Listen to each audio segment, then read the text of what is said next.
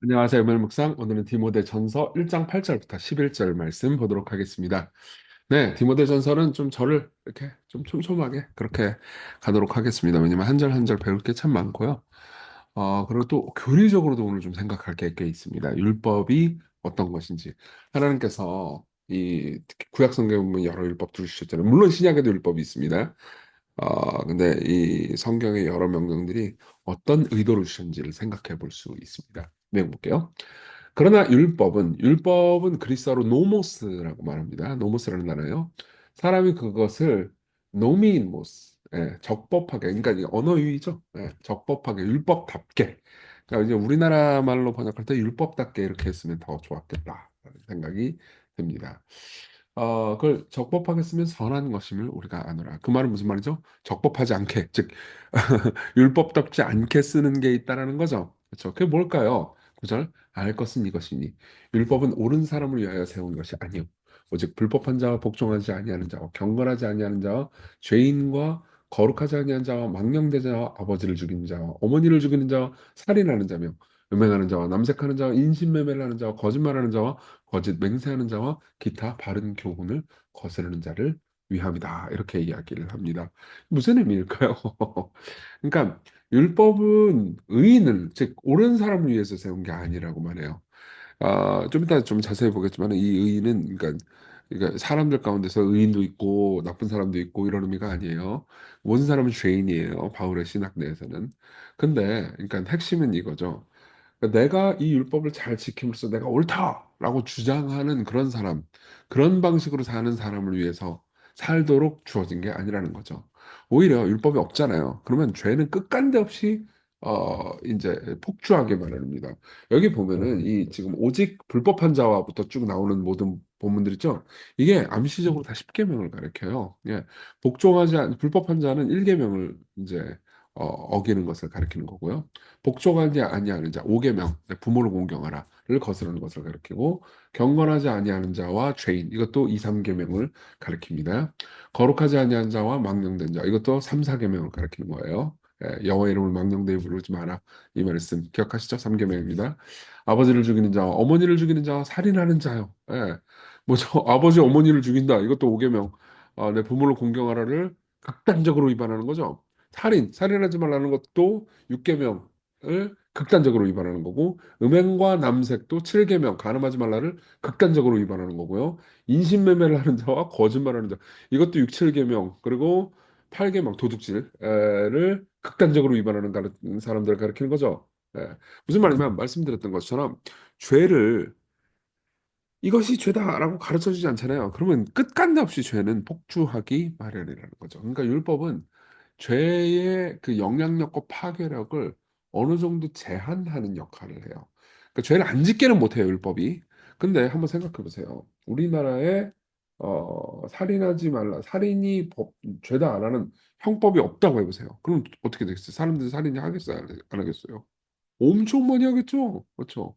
형 살인을 해도 처벌받지 않는다. 그러면 저도 뭐 죽이고 싶은 이런 말 하면 안 되나? 어쨌든 저도 이렇게 최소 뭐 오늘 한 좀 열받아가지고 한 2명 죽였어. 이렇게 될걸요? 예, 그건 너무 심했나? 어쨌든 근데 그렇죠. 그러면 대한민국 형법이 딱 있고 이렇게 있으면은 그러면 살인을 해요, 안 해요? 그래도 하죠. 하긴 하지. 예, 그래도 살인을 하지만 많이 제한되어 있잖아요.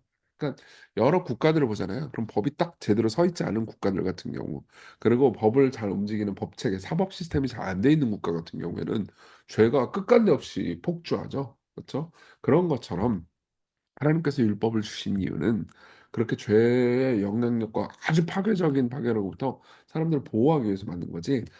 내가 이 율법을 잘 지키니까 나는 의인이네 하고 자랑하기 위해서가 아니에요. 예.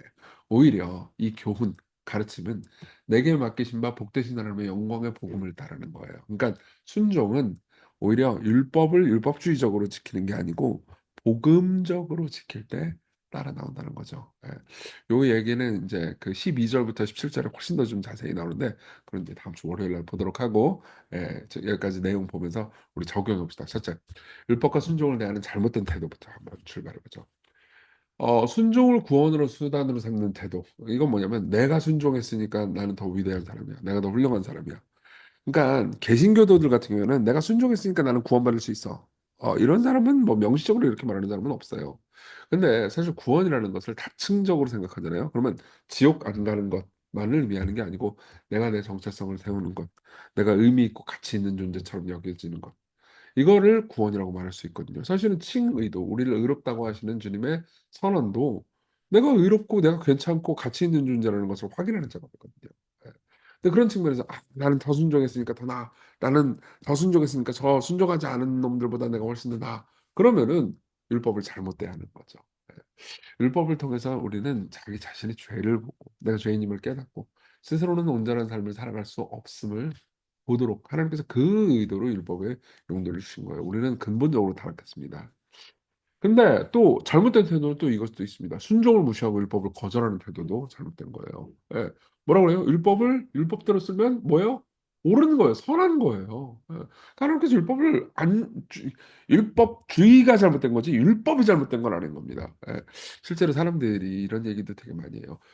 그렇게 살면 안 됩니다. 예컨대 주일을 그렇게 보내면 안 됩니다. 여러분들이 가지고 있는 재산, 여러분들의 시간, 여러분들의 삶을 주님을 위해 써야 됩니다. 부모를 공경해야 됩니다. 이웃을 사랑해야 됩니다. 그러면은 왜 이렇게 자꾸 명령해요? 율법주의야, 율법주의, 율법적.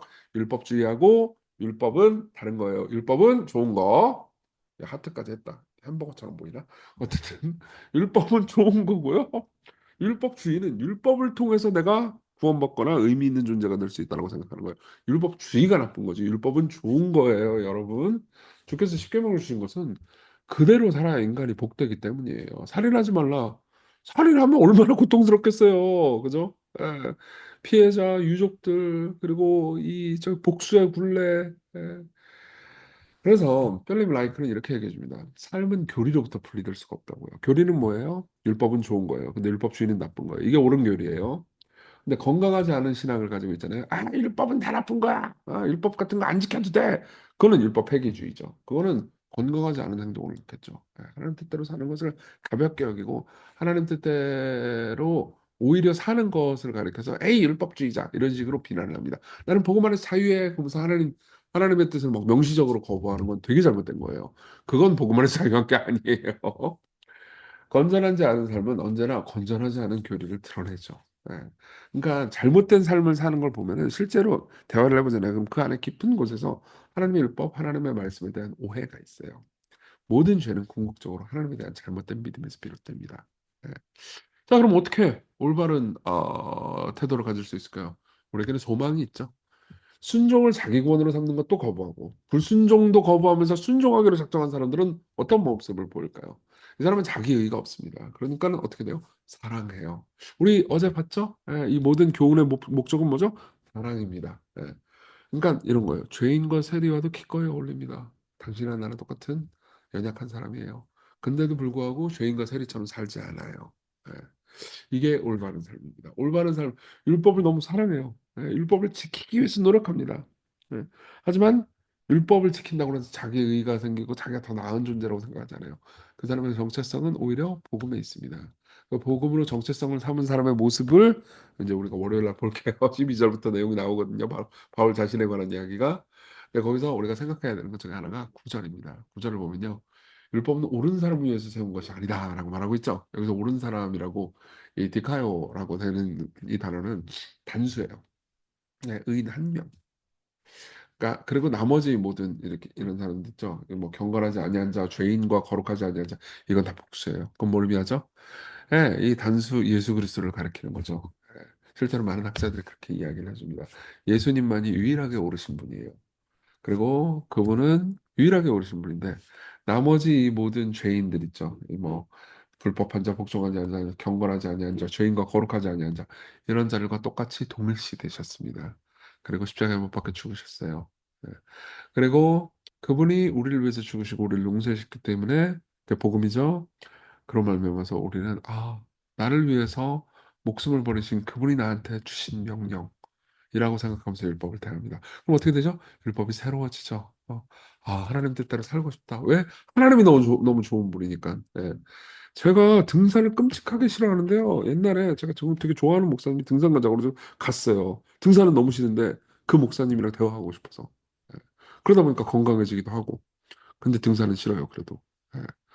제가 진짜 좋아하는 분이 저한테 샐러드 먹자고 그러면 샐러드 먹을 거예요. 뭐지? 어쨌든.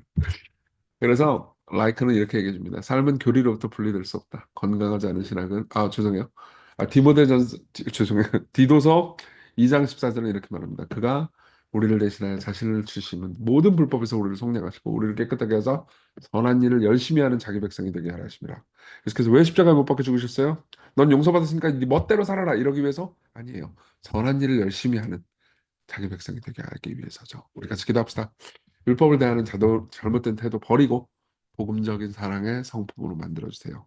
그리고 복음의 감격이 유지될 수 있도록 불붙도록 우리를 그래야 우리가 기쁨으로 순종할 수 있거든요. 우리를 인도해 주십시오. 같이 기도하겠습니다.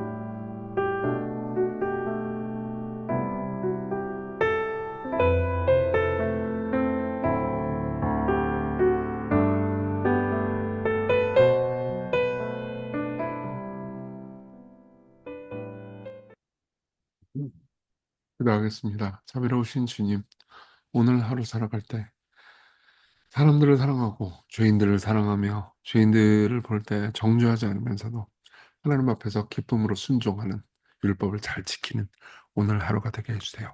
예수님 이름으로 기도했습니다. 아멘. 네, 하나님의 은혜 안에서 오늘 기쁜 하루 되세요.